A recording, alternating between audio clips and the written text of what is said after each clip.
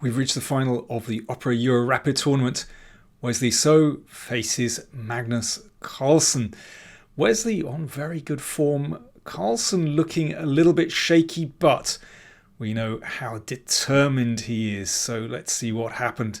I'm going to show you game 4. And in this situation, actually, Wesley was 1 down. Something very strange happened. First game was a draw. Second game, Carlsen won. And it was curious because, well, in that second game, Carlsen played knight f6, and they went in for this incredibly sharp variation. And Wesley followed a line that he had recommended in his latest course for Chessable, but he couldn't quite remember it correctly and ended up missing the move that he'd recommended and got a poor endgame and eventually lost. So very strange. So game 3 was drawn, and this game 4 was, well, it meant that Wesley was in a must-win situation. Now, instead of knight f6, this time Carlsen played bishop c5. And the funny thing was, Wesley wheeled out another line that he had recommended in his Chessable course. I don't think Carlsen realised this. But anyway, let's have a look and see what happened. So c3. And now instead of d3, a gioco piano, Wesley went for this move d4, which has been quite a trendy line recently, actually. I say a trendy line recently. The funny thing is, if you look on your databases, you will find that this line was played, well, this position was played in the 1840s. Staunton used to play on the black side of this position. Horowitz against Staunton, for example, was a game I found from 1846, but there are many other games from around that time as well. It's incredible, 180 years later, and this line is still current, and actually things are still being discovered about this position. It's absolutely fascinating. Knight c3 and bishop e3. So you can see this pawn needs some support as the bishop and knight are looking at that, and you don't want to exchange this bishop off. That is quite a key piece in these positions. And Carlsen has had experience with this line over the past year, actually. He's had to face this on at least 3 occasions.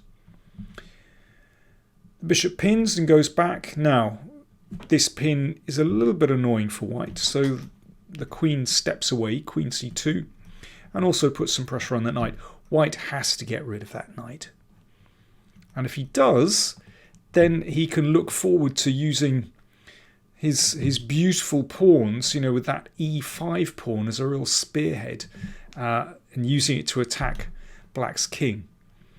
So here previously Carlsen has played f5. He's also taken the knight on c3.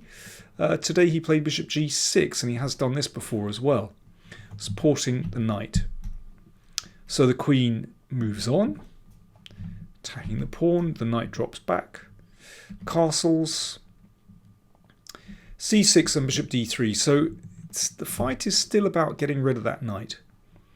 And previously Carlsen has played queen d7 against Aronian, so you can see a lot of experience in this position. But very quickly he played knight f5. So he'd obviously done his homework. But the funny thing is, Wesley was still following the line that he had recommended in his Chessable course. And here, after queen c2, Magnus thought for, well, almost 2 minutes. Now that's quite a chunk of time in this rapid play game. Remember, they start with 15 minutes and get a 10-second increment. So anyway, 2 minutes is quite a chunk. Previously we've seen, well, knight takes e3 has been played here before, and that's not bad. Carlsen took on c3. Knight takes, pawn takes, bishop takes and queen takes. So we've had a lot of exchanges. The position has cleared somewhat. White can be very relieved that that knight has disappeared. And white still has a very nice clump of pawns in the middle of the board. More pawns in the centre, which usually means you have more control if you control the centre.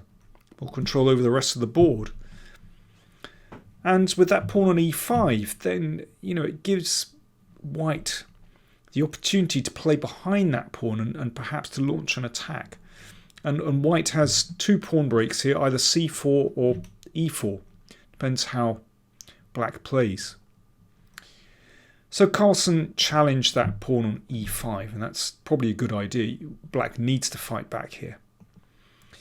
And at this point in his chessable course, Wesley recommended rook b1. Putting a little bit of pressure here, and doesn't look bad. And Wesley said after the game that he knew that he was following the right line, the line that he'd recommended, but couldn't quite remember which move he had suggested here. But very quickly he went for c4. And actually, this also isn't bad. And, well, it was clear that he was comfortable with the position. But Carlsen, well, he invested 3 minutes over his next move and played bishop c7.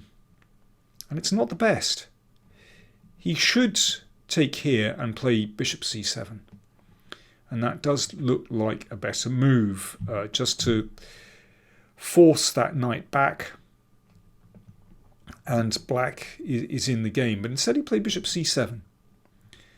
And Wesley took on d5. Now Carlsen didn't want to end up with an isolated pawn there. So queen takes.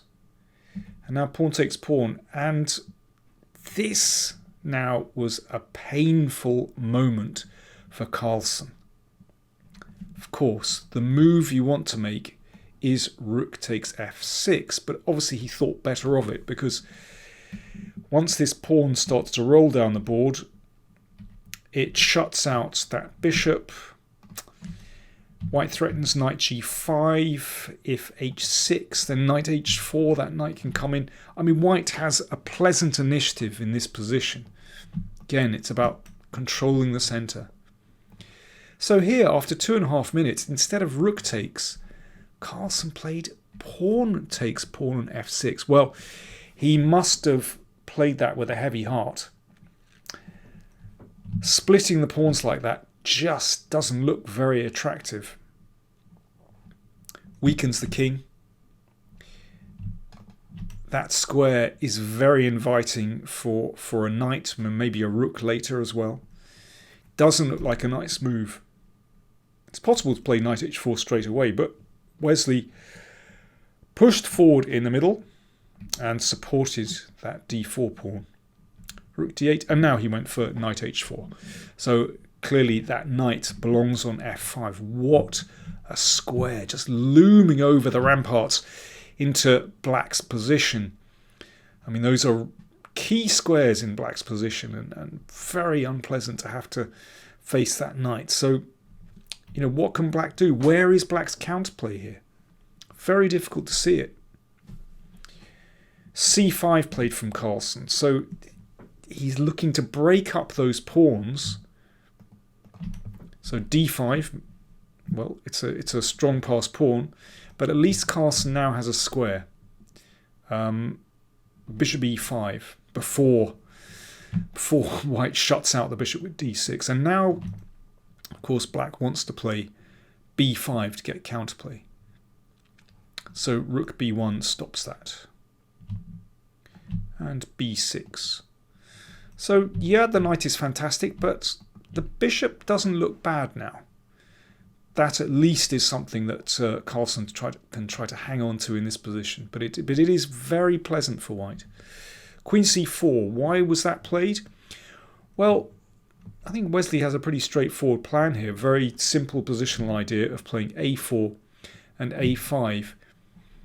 The typical minority attack against these pawns, which will either create a weakness on b6 or break up the pawns. So well, that's if white can't think of anything better. I mean, it's a simple idea. It's a solid idea. Carlsen has to find something to do. So basically, this can be played if white can't think of anything better. Now, I think that Carlsen perhaps should have played rook g8 to g5 and doubled on the g file, just trying to stir something up on the king side. But I'm not pretending that this is a wonderful position for black. It is very difficult with that knight here. But Carlsen went for rook e8 instead. King h1, and now, white has several plans. Rook f3, b to b3, a4, a5 is coming. That's if black does nothing. But Carlsen went for bishop d4, so this is his idea. So that if knight takes, then you play rook takes, and once that knight has been exchanged off, then black is fighting. But instead, Wesley protected that pawn with rook f4. Good move. And, well, Carlsen has the same problem as before. How is he getting counterplay here? It's very difficult. Knight takes bishop simply is threatened now. I mean, the bishop can come back, but I mean, maybe rook g4 is possible, rook h4 is possible, or the bishop, or the rook could just nudge back to f3 as well. So Carlsen decided, right, here's my moment. I need to go active. Fair enough. But in this position, as I recall, I don't think Wesley was very short on time. I think he had something like 6 or 7 minutes left. Carlsen had a little bit less. So it's not as though, Wesley was kind of scrambling for moves here. He was in control of this position. Now, if the queens were exchanged here, then you'd think with that wonderful bishop, and maybe that pawn could be grabbed, or, if the king could get to the center quickly, there are lots of ifs and buts here, then black could be in the game. But there's a problem here that basically white's pieces are still really active and black's king is in trouble, with queen still on the board. This is a tough position for black to play. If you try to shut out the rooks with bishop e5, then, well, black's position is just a bit static. If nothing else, you could play a4, a5. I mean, that wasn't Carlsen's intention. He played rook takes pawn. And, when I was watching this, I thought, wow, this looks so risky. I simply thought that the rook could come down check, and maybe check again on the 7th rank. I mean, if the king comes back, that looks dreadful. So, maybe the king would have to come up the board, rook f1. I mean, this just feels so precarious for black's king. So I thought that was very strong. But actually, Wesley came up with something even better. Simple move, rook g4. Just cussing the king, and, well, obviously rook e8 is threatened. Mate in 1, and this is absolutely deadly, because if the rook goes back to defend, then queen f7, and that is it. Too many threats in this position. So after rook g4, it is hopeless. h5 by Carlsen, rook e8 check. So he gave himself a square on h7, but this is hopeless. If the king comes up, queen c1 check. So the king stepped back, and anyway, there is a killing move here. Same move, queen c1. And that is game over. Queen h6 can't be prevented in any sensible way. Well, let's just go to the end. Pawn takes, check, and queen g7.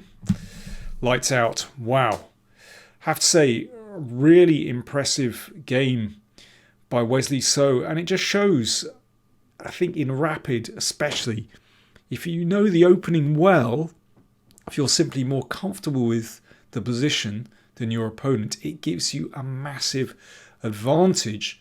I think even more so in classical chess, where, I can imagine a position like that, Magnus could have maybe dug himself out of trouble if he'd invested time. But, in a position where basically move 20, Wesley is still in his comfort zone and Magnus was having to find moves, that is very difficult when you're, short of time, when you're playing with a fast time control. So, credit goes to Wesley for winning that game, and so halving the set. So first set ended 2-all, so they go into set 2 tomorrow with all to play for.